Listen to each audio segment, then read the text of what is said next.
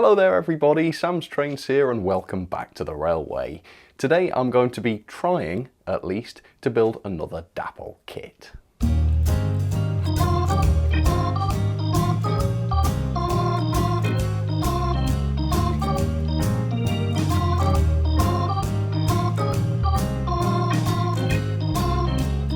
This will be my second attempt at building a Dapol kit. My first attempt was a complete disaster because one of the parts was missing. Now, I hold one of my hands up, my other hand's holding the model. I hold my hands up and say partly that is my fault for starting to build the kit without checking all of the parts were there.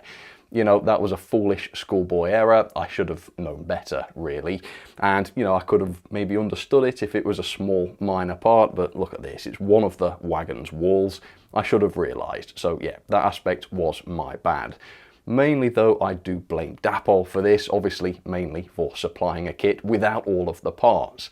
Seems like a very fundamental failure, doesn't it? And after all, it's an unbuilt kit. All they had to do was transfer the parts from the moulding machine into the bag, and that was it. Seems very simple, yet apparently, at least in this case, that was too much for them to manage. Their other failure was not supplying a parts list. If they'd included a parts list with all of the different parts on it and the instruction to check the parts list before starting the kit, then this could have easily been avoided. So yeah, it was a disaster. I was very disappointed in the thing. For a time, I said to myself, never again. This was a waste of time. I'm not building another Dapol kit. But then I got to thinking, this kit was only a tenner, so I've not wasted a lot of money, really. Did I enjoy building the kit? Yes, I did. And realistically, this was probably a one-off. I'm sure not all of these kits have missing parts. So I've decided to try another kit. This time it is a Brakevan. I believe this is a 10-ton BR Brakevan. The packaging, as you can see, doesn't actually describe what this is. Maybe that's a bad sign already, I don't know. But yeah, these kits are good fun. This one I bought from Rails of Sheffield for only £10.14, and it does include wheels, metal wheels, I've seen that. So you can't go wrong for the price. I mean, you can if some of the parts are missing, but hopefully they won't be. And obviously now I'm armed with the information that some of the parts may be missing, so I can be aware of that and check for the parts before I start building, because if I detect an issue early, I can send it back and get my precious tenner back. But anyway, if you want to try a Dapol kit for yourself, affiliate links in the description. Let's see if I can build, this time, a complete Brakevan, and we'll see how it goes. Here we go. So, with more trepidation than ever before, let's open this up and see what we get. Do I dare to hope for a parts list this time? I feel that hope may be in vain, but I shall hope for it nevertheless. Let's have a look at these instructions. So, straight away, the theme of slight crapness seems to continue. First of all, I can see we've got far fewer diagrams on these particular instructions. Last time there was a drawing for each step. This time it's just one labelled diagram and a list of instructions, but I guess this would qualify as a parts list. We've got a full exploded diagram here with numbered parts, so that, I guess, is a tick. That's much, much better. I do enjoy this disclaimer at the top though. It says, the tools used to produce this model were made over 50 years ago, over the period, blah, blah, blah. That's fair enough, you know, it's an old kit, it's sold cheap, don't have a problem with that. But it does say, over the period, changes have been made, and it may be that reference numbers moulded into the plastic parts do not match the numbers used in these instructions. How absolutely inexcusably naff is that? I mean, fair enough. It's expensive to retool things like this. To change the numbers would be impractical, but this is a literal sheet of A4 paper. Are you seriously telling me nobody at Dapol knows how to reformat this so that the numbers match? I don't know whether they do or not, but they're telling me there's a possibility they don't, which doesn't fill me with much confidence. But anyway, what I'm going to do is go through all of this now and make sure I've got everything. So the first thing I'm going to need is the sort of base, the floor of the model, which appears to be this, which has some planking on it. So we've got that. Now there should be 4 end walls, 2 verandas, which we've got there, so that's good, and 2 inner walls with doors. Maybe that's those. Horrible moulding marks on those, where the planking is as well. That doesn't look great, does it? Then we should have two side walls, of course, which are those with the ducats moulded on. A lot of flashing on these parts as well. I don't remember much flashing on the previous kit, so that's not great. So that's the major components. We've got the roof, again, loads of flashing on this. Not a great quality kit. I think the last one was fairly good. I don't remember having to clean much flashing off at all. So yeah, there's that. Anyway, axle boxes with the side frames. We've got two of those, that's good. Two vacuum pipes, that's good as well. We should have at least 3 lamps, and those are here. So we've got those. The buffer beams are here as well. That's 2 buffer beams. 4 buffers, that's good. We need 4 of those. Brake shoes, we seem to have a wealth of those. How many of those do we need? Should be 4, or maybe it's, yeah, maybe there's 2 per wheel, so there should be 8. Yeah, we've got enough of those. Look at those coupling hooks. Why is the quality of the moulding so bad? That's it's going to be a difficult one to clean up. So yeah, much more cleaning up on this one. Okay, anyway, we've got the underframe, we've got the metal wheels, which are included both here. We've got 2 couplings. Okay, so from a cursory glance, we seem to have everything that we're supposed to have. We've got some transfers here, which actually today I'm not going to use. I've got a plan for how I'm going to paint this model, and it's not going to involve these, but I'll reveal that plan on a future date. Anyway, let's have a look at the instructions then and figure out what the first step is. Step 1 is locate and cement underframe, part 1, centrally beneath the floor, part 2. So what I have done since the last shot, quite sneakily, is I've taken all of this stuff off of its sprues and tidied it up as best I can. The parts were in pretty sorry condition this time. I think the meat van was absolutely fine. The tooling here is hemorrhaging plastic around the different parts, so I thought just to save some time, I'd trim all of the excess off camera so as not to drive you all absolutely insane. And I have found the first 2 parts as well. So this is the floor part, this is the underframe, and it does seem to fit quite snugly onto the base here. So I can start gluing these together. Now, in terms of painting, I'm going to go with a brown body and a black underframe. So I'm going to try and assemble as much of the underframe as I can first, then I'll spray it all black. I think for the brown body, I'll do what I did last time and paint all of the walls and such before I assemble them together, because it doesn't seem as though these kits work like sort of ready to run models work, and that you'll have a separate body and chassis and they can be assembled separately. No, you build the bodies onto the chassis here. At least you have with this and with the meat van. So that's, yeah, that's not something I can do. I've got to paint the body first. But anyway, little bit of glue. It smells like pear drops, this model cement, plastic cement. There we are. And I also found that you don't need much of this glue. I was asking that question during the last video. Very, very little does the trick. Yeah, all right. So that fits nicely. Hold that down for a second. And while I do, let's have a look at the second instruction. Locate the vacuum brake cylinder number 3 on the single short cross beam of the underframe beneath the floor and cement. Right, so that works pretty much the same as on the last meat van I looked at, so I assume that's probably... The problem is these instructions don't actually show you where the parts go. I mean, look, for that step, there's absolutely no help at all with the diagram, so I'm going to assume that it fits on that nub there, actually. Like that. I guess that's where it goes. So yeah, a little bit of glue on that part, and then that's the underframe detail started at least. Oops. There we go. Leave that cement to take hold. Right, flying through the steps.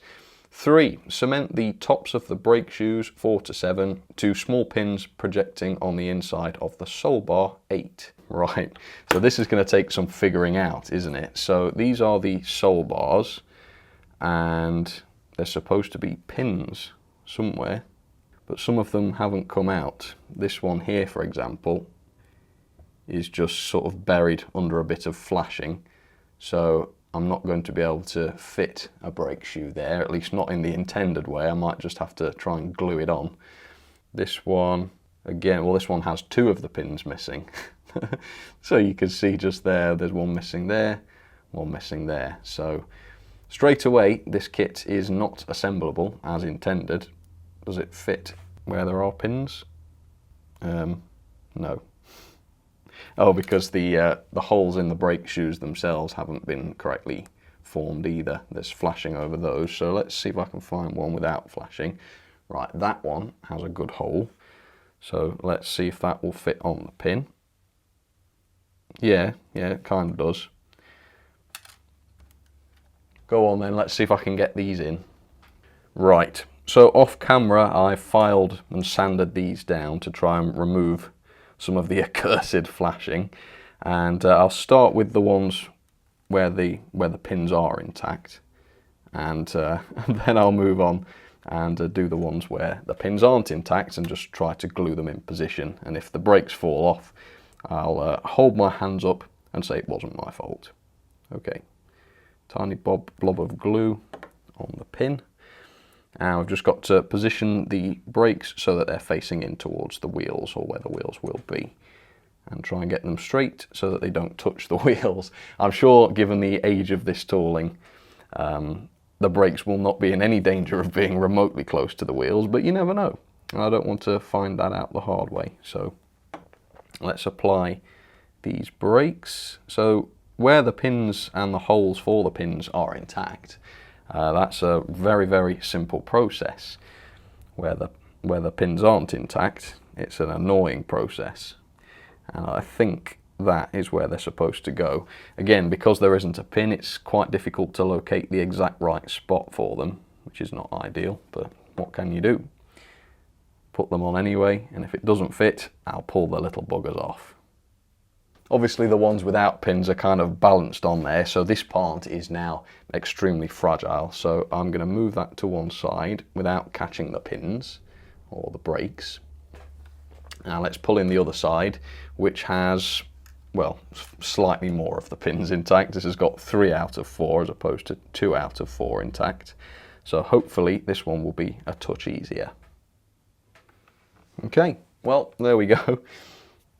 Again, a couple of those just balanced in position there. So they're going to be fragile for a while, so I think it's going to be best to put these parts to one side now and let that glue harden at least a little bit before I handle those parts. What is the next instruction? So step 5 is locate and cement the sole bar 8 with V brake hanger and place that on the ends of the cross beam beneath the floor. Right, so yeah, it involves gluing these sole bars onto the base, and maybe they're going to be a little bit fragile for that, so I might leave it a few just to let this glue go off a little bit, because if these brake shoes start coming off, I will start getting frustrated. So yeah, we'll leave them there for now, and anyway, it's this part I need, not the other one.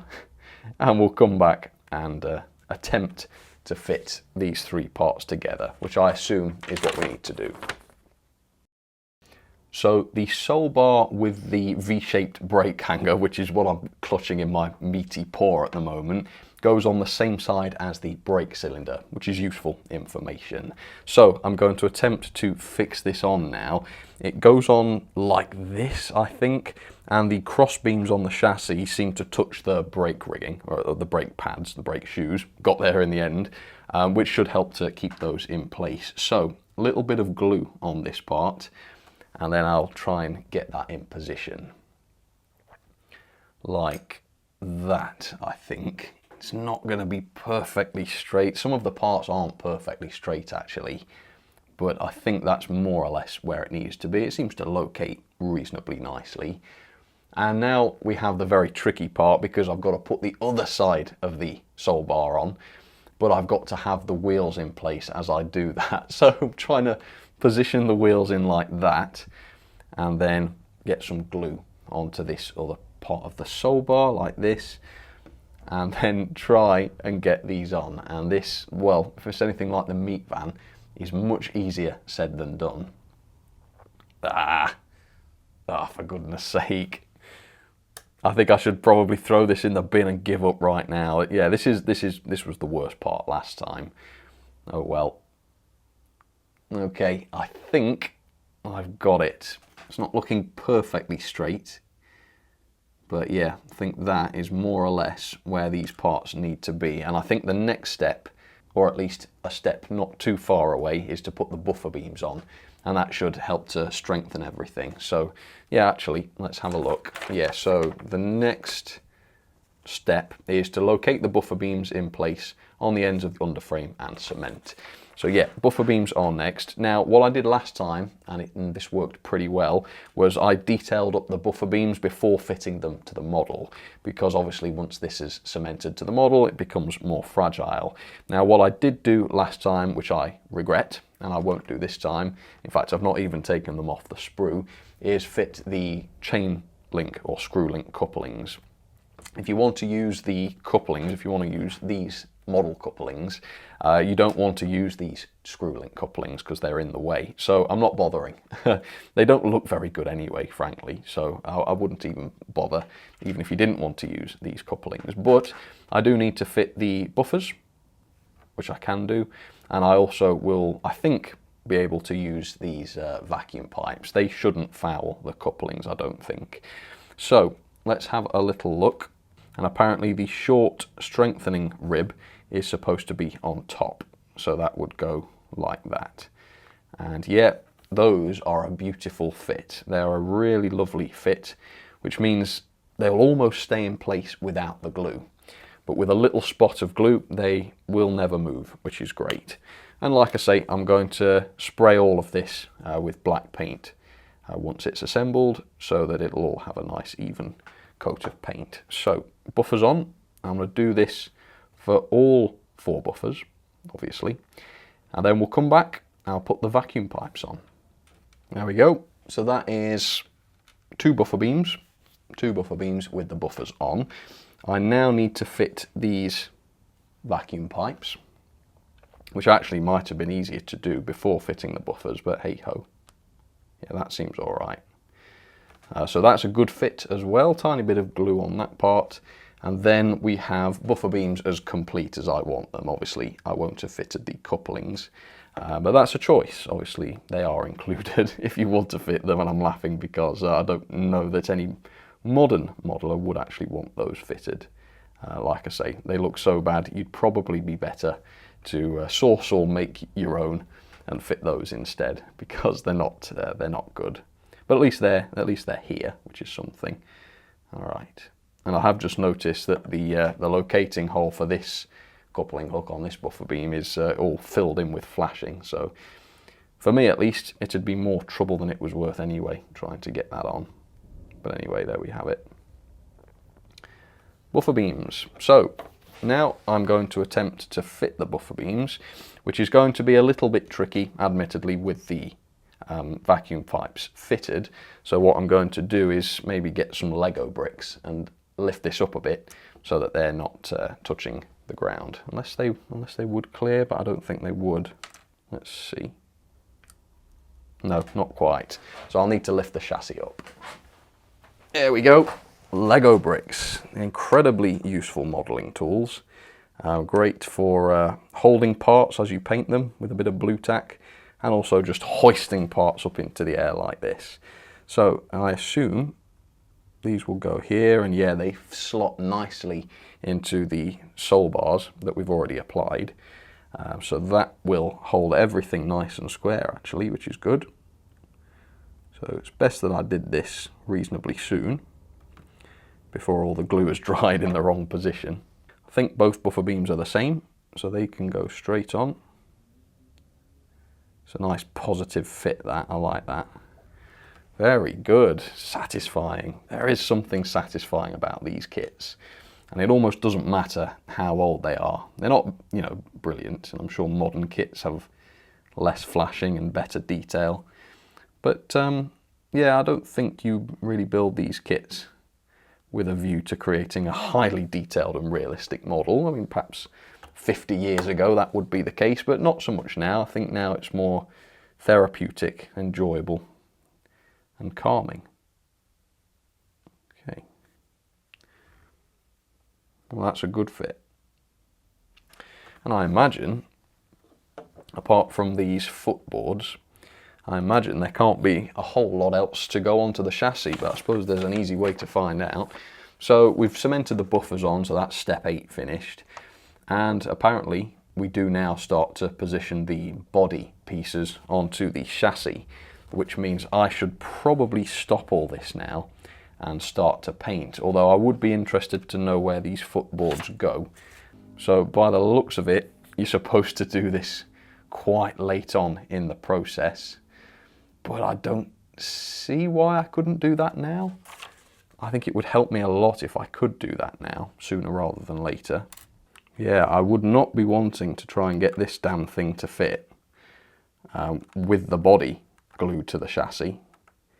So I don't know what to say about that. I mean, this, have I got the right part? I don't know if they're identical, maybe they are. But yeah, this is awkward work. I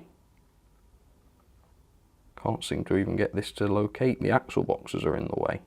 It's not going to fit on at all on this side, look, because only 1.5 of the holes has actually been moulded on. The rest somehow have just been filled in entirely. So I think the footboards are going to be a dead loss. Yeah, actually, yeah, and on this side too. It's clear that these parts are not going to fit because the holes haven't been formed. Realistically, you'd have to drill those out if you wanted to fit them. I suppose I will just have to leave those out at this point because it's going to be beyond my skill level, really, to start drilling holes into plastic parts to accept them. So yeah, I'm sure it would be possible to a more skilled modeler, but I think it's probably best if I don't attempt to fit those parts. So I suppose in the instructions, when they say it's recommended that blah blah blah, what does it say? Assembly is practiced before cementing together. I think they mean right at the start, try putting all of the different parts together, which I didn't do. I've been sort of practicing them as I went, but that's meant that I've found out about this too late. So yeah, again, perhaps the instructions could be clearer on that, but that's fine. These footboards, I think I'm going to have to leave off then because the locating holes for them don't exist anymore. All right, that's a pity. Right, with that then, I think I'm going to set up for painting. So I've set up all of the wall pieces ready to be painted on the turntable. Some of these parts, such as the verandas, the outer verandas, those parts, they're going to need to be painted on both sides in order to look right. So I'm going to do these first so that they can dry and then I can flip them. If you wanted to detail the interior, you'd probably want to paint the insides of the other walls as well, but this model doesn't come with any interior detail. It doesn't even come with glazing, so I'm not going to bother with the interior of this. We'll just have it as an empty interior. So to paint the walls, I've gone for a brown. Shake this bottle. It is the Vallejo Camouflage Medium Brown. Maybe this Brakevan will disappear entirely as soon as I paint it into this camouflage livery. Hopefully though, this will just look like a kind of regular brown. So into the airbrush it goes. Let's see what this looks like.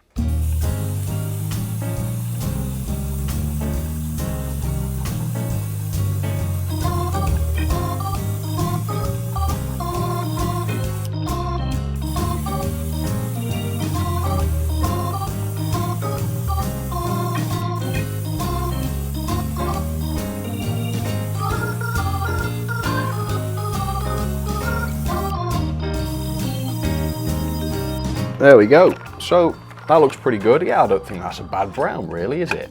Not too bad. I don't know why they call it camouflage brown, but yeah, that works as a BR Brakevan brown as well, I reckon. So I'm going to be quiet you. That was the air compressor, sorry. I'm going to pull these off of here in just a second and then I'll find a nice grey. Or no, we'll do the roof last because I need to do both sides of the chassis as well. So I'll find a nice black, which is easy, black, and we'll do the chassis.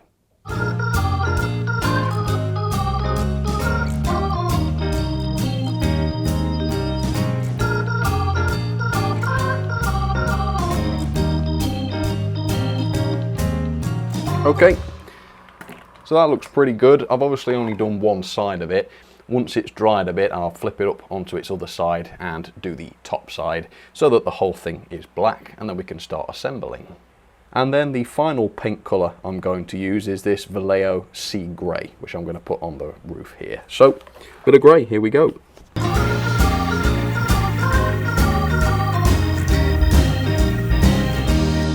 There we go, so that's the grey roof. I'm now going to leave all of this to dry, and while we do, I might look at seeing if I can maybe pick out some of the handrails on the body of the Brakevan, air compressor again, before I put it all together. So, for the handrails, I've got this silver coloured Sharpie permanent marker. I'm hoping that will be able to give me a nice precise silver effect on some of these handrails. That is, if I can do it nice and precisely. So let's try these small ones to start with. Gently does it. Yeah, that's come out nicely. It's a nice little activity to do while the other parts are drying, I reckon. Let's try and do these.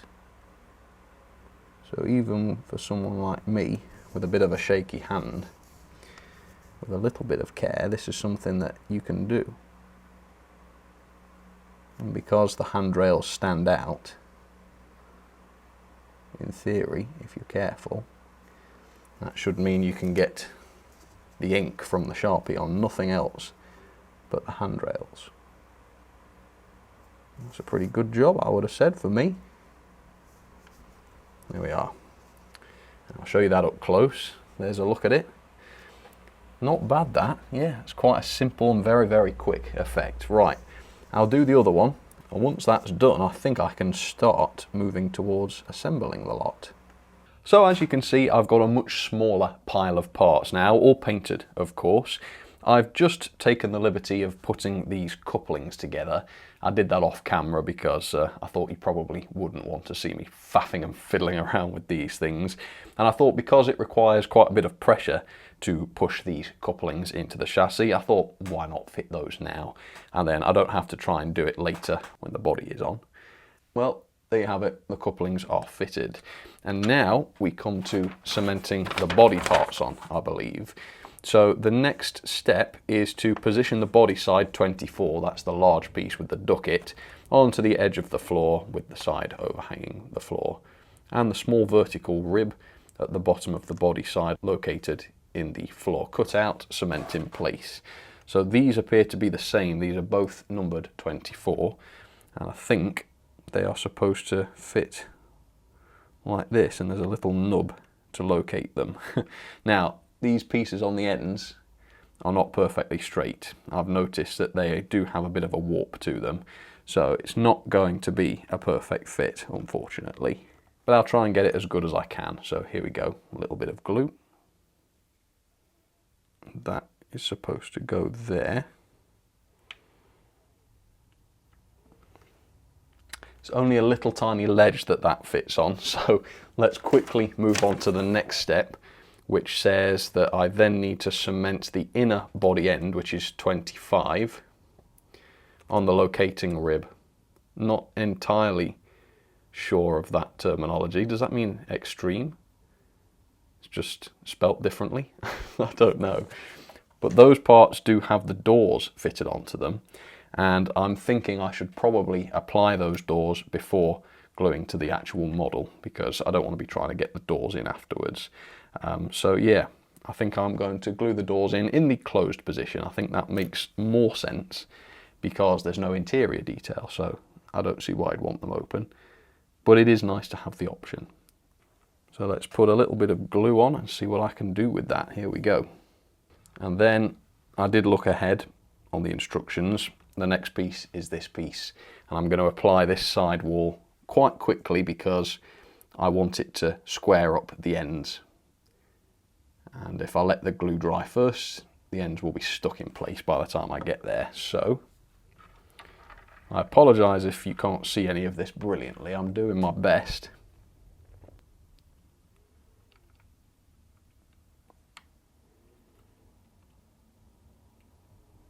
Okay, then I think the next end wall with the door goes on.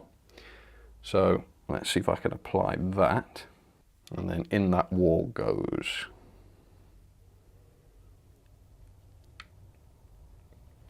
Well, I have to say these kits go together a lot better when you've got all the parts. That looks strange, doesn't it? Look at that. Shall we leave it there? Call it a day? That's a really odd looking Brakevan. Right. So all I need to do here apparently is apply cement to these slots, and then they will fit into the floor of the Brakevan, and I hope to goodness they will fit. I wish I'd have tested this before, but they do look pretty good, so fingers crossed. And here it goes, the final wall into a slot in the floor. Try and push that home a bit if I can. Oh, please say this one's going to fit. It's quite amazing how quickly this has all come together. I mean, just a few moments ago, this was a pile of parts, but now you get to assembling the body.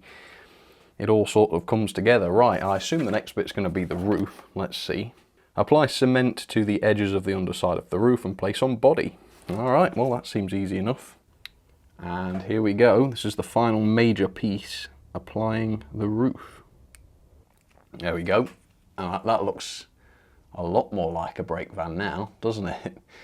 Right, so the next instruction refers to fitting the lamps, but I don't think I've showed you the lamps yet. They're not brilliant. They're very, well, I don't know, they seem to me to be very, very large, not particularly realistic, and the model itself does have lamp brackets pre-molded on. So I've decided, given how chunky these lamps look, I've decided to just kind of leave it there and go without the lamps. Possibly, if I wanted to add lamps, a very small fun project might be to sort of design some and 3D print them and make them as fine and sort of scaled as I want to. So yeah, for now I think I'm going to leave it at that. I'm not going to fit the lamps. I should probably just check through what parts I've got left just to make sure there's nothing else. I've got the footboards, which sadly wouldn't fit on, so I've had to leave those, and the coupling hooks I've decided not to fit because I want to use the actual, well, I would say NEM tension lock couplings, but obviously they're not those. So that is the Brakevan as far finished as I can finish it for now. Let me put this onto the white backdrop. I'll show you this up close very briefly, and then we'll give it a run and see if this is going to work. So here it is, the 10-ton Brakevan in relatively cruel close-up. Now, this is clearly not a super detailed or refined model.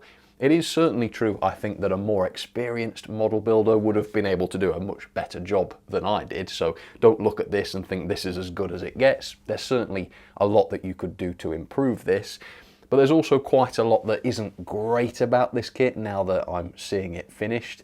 Obviously, this kit was tooled up, I think they say 50 years ago or something like that on the instructions, and that really does show. I mean, the moulding, even on the outside walls here, isn't great. You can see some of the panelling hasn't come out great. I think that could just be due to the age of the tooling.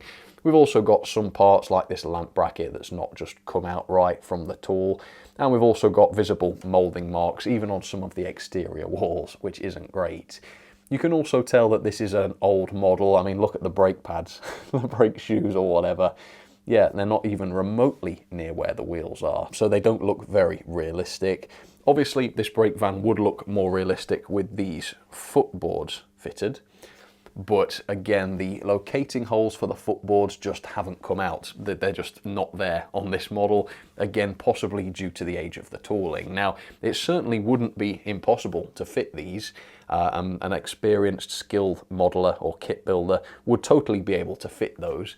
But at least if my example's anything to go by, because of the age of the tooling, because those locating holes haven't come out, this is not something that you can just put together like you're supposed to be able to. You would, like I said earlier, have to drill out the holes and such. So these days, if you wanted to make this look like a super detailed model, you'd have a lot of work to do. I would almost go as far as to say this kit is unfinished. You would have to provide some sort of glazing for the windows because they're unglazed. There's no interior, no brake wheels or anything like that. The lamps are pretty much unusably massive, so you'd have to source your own. Again, if you wanted coupling hooks or chain link couplings, you would have to supply your own because the ones included just weren't accurate. It doesn't have NEM couplings or anything, it's got the old, much larger type. So I would say this is a model to build if you're looking for something fun to do, not if you're looking for a super detailed model. Was it fun to build though? Yes, it was fun to build. It was relatively straightforward. The instructions aren't brilliant. The lack of labeled diagrams for each step did make this one quite a bit harder than the meat van, but it wasn't a huge issue, and as you can see, it's all gone together okay. But does it work okay, and how does it look as part of a train? Well, let's find out. Alright, the Oxford Rail Janus shunter there, just a short token goods train, at the back of which is the new Brakevan, which, as you can see, does seem to be perfectly functional. At least it does at the moment. Not the greatest couplings in the world, of course, but obviously you're building this from scratch, so with a bit of modification, like with most things on this model, you could change that if you wanted to.